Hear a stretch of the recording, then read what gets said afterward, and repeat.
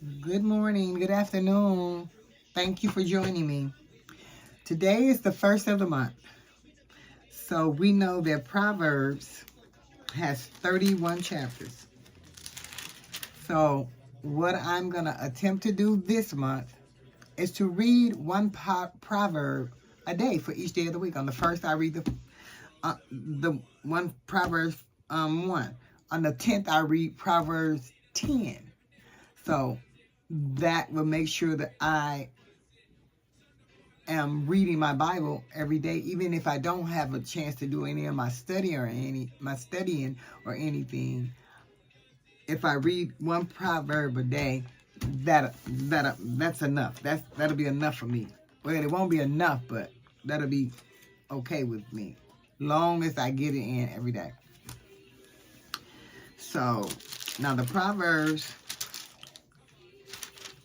Let's see what it says. The book of Proverbs. The key word in Proverbs is wisdom, the ability to live life skillfully, a godly life in an ungodly world. However, is no simple assignment. Proverbs provide God's detailed instructions for his people to deal successfully with the practical affairs of everyday life. How to relate to God, parents, children, neighbors, and government.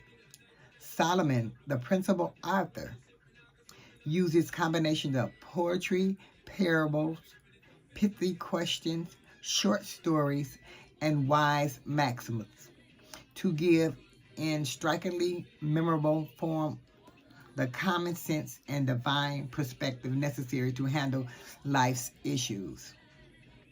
Because Solomon, the pinnacle of Israel's wise men, was the principal contributor, the Hebrew title of this book is Mahisel Shilamah, Proverbs of Solomon.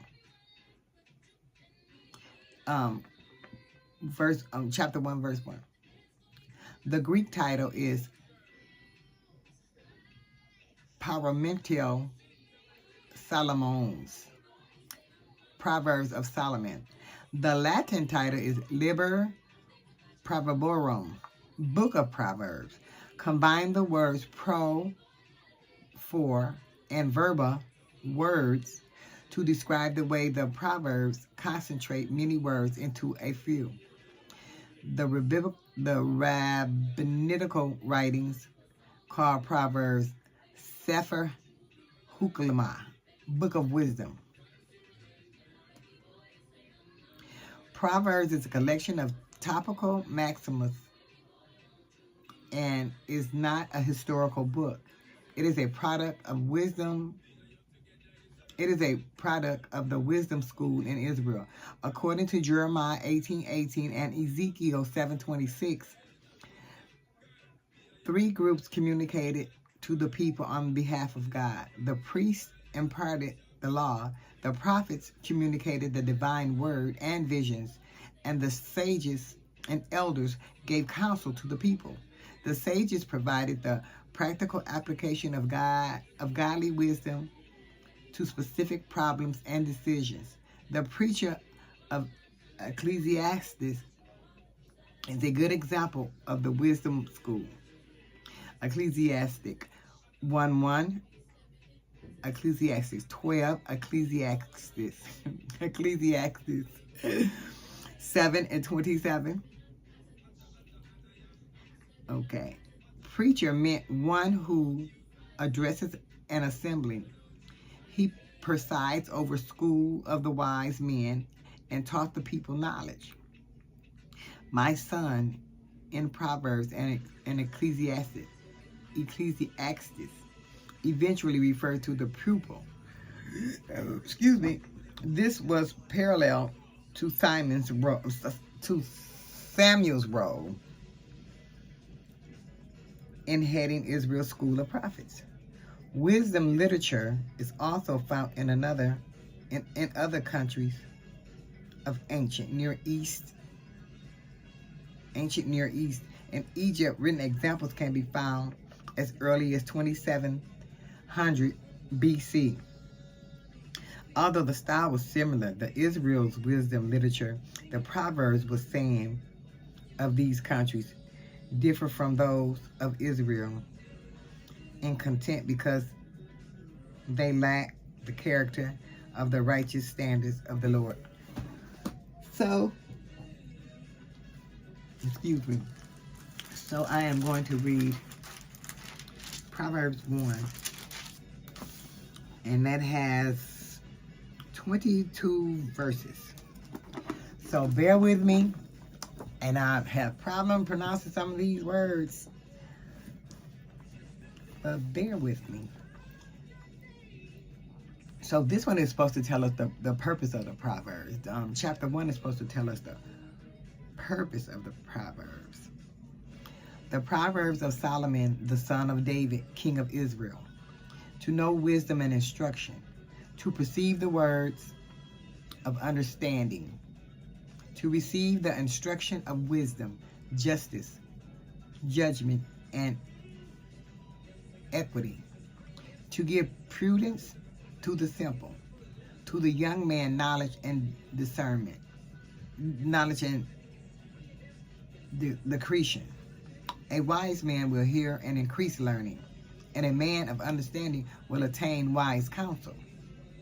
To understand a proverb and an enigma, the words of the wise and their riddles.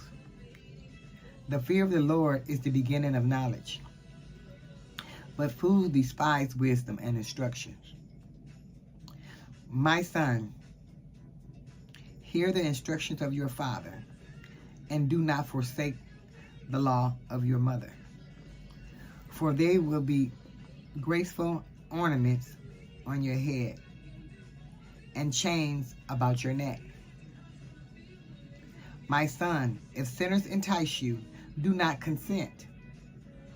If they say, come with us, let us lie in wait to shed blood. Let us lurk secretly for the innocent without cause. Let us swallow them alive like Sheol, and whole like those who go down to the pit. We shall find all kinds of precious possessions. We shall fill our houses with spoil. Cast in your lot among us. Let us all have one purse. My son, do not walk in the way of them. Keep your foot from their path, for their feet runs to evil, and they make haste to shed blood.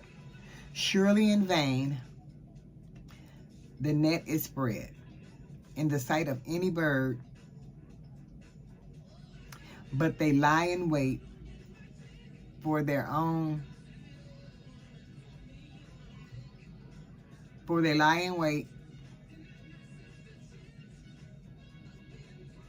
Wait a minute, I lost my space.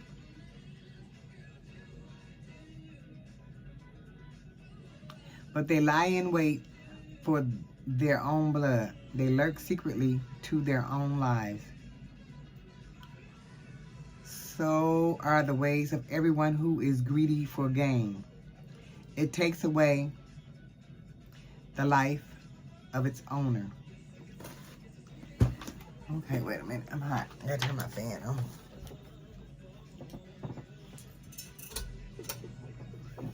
Gotta go turn that heat down up there. Okay.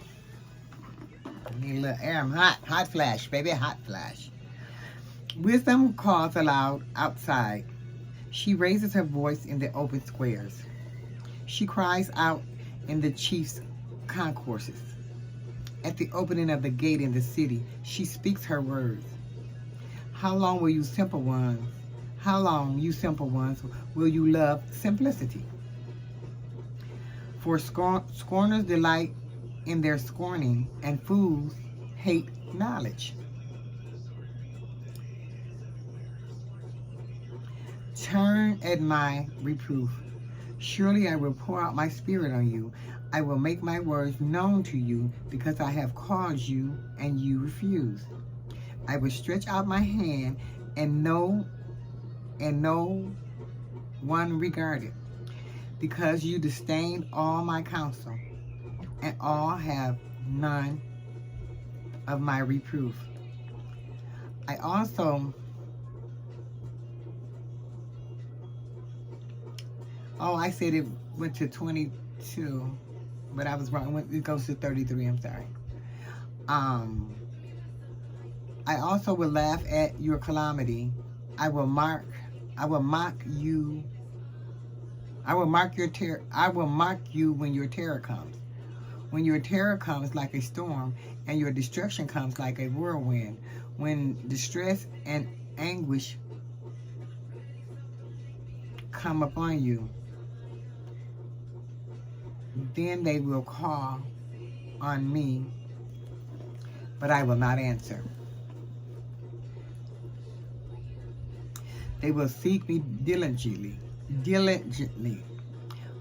but they will not find me, because they hated knowledge and did not choose the fear of the Lord. They would have none of my counsel and despise all my reproof. Therefore, they shall eat the fruit of their own way, and be filled to the full with their own fancies. For the turning away of the simple will slay them, and the complacency of fools will destroy them. But whosoever listens to me will dwell safely, and I will be secure, and will be secure without fear of evil. So that was Proverbs chapter 1. That was Proverbs chapter 1 for the first day of the month. And it was telling us the purpose of the Proverbs. It was telling us what we should do, how we should do things. Okay, and in 8 it says, in verse 8 it says, my son, hear the instructions of your father, and do not forsake the law of your mother. Okay, now the role of the children. This is a role of the children. Both in the Old and New Testament agree that children have only one responsibility in the family: to obey their parents. The admonition of Solomon is more fully explained by Paul in Ephesians 6:1-3. Children, obey your parents in the Lord, for this is right. Honor your father and your mother, which is the first commandment with promise, that it may be well with you, and you may live long on the earth. Children is an inclusive term. It is not a matter of either sex or age that is involved. Twice in Scripture, God has intervened and directly stated that He would have children, what He would have children do. The last time was nearly 2,000 years ago, when He gave a revelation to Paul for the church. The first time was nearly 3,400 years ago, when He gave a revelation to Moses and Israel, in which He commanded, honor your father and your mother. God's will for children is that they are to obey their parents. The expression in the Lord does not limit the responsibility only to the circumstances where the parents are believers. Colossians 3:20 clearly points out that children are to obey their parents in all things, not just in those things pertaining to Christ's living.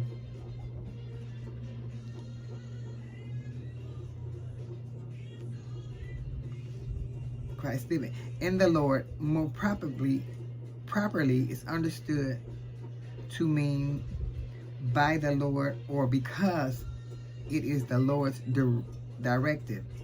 This is what God says to children. This is what God says children are to do. For this is right, indicates that for children to obey their parents is righteous or godlike. Such obedience is perfect. Is such obedience is perfectly illustrated by God, the Son, who was completely obedient to God the Father, even though that obedience resulted in his death. Two things are promised to children who obey their parents. It will be well with them, and they will have a happy life, and they will have a long life. These are the two things that children want most, and obedience to parents is the only way to assure that. That is why this is the first commandment with promise. From it springs all the other important issues of life. The child who has not learned to obey his parents, who are God's representatives in the family, will not learn to obey God. So that was that. That was from Proverbs 1:8. That was a summary telling us of what that means. That, my son, hear the instructions of your father and do not forsake the law of your mother. So, thank you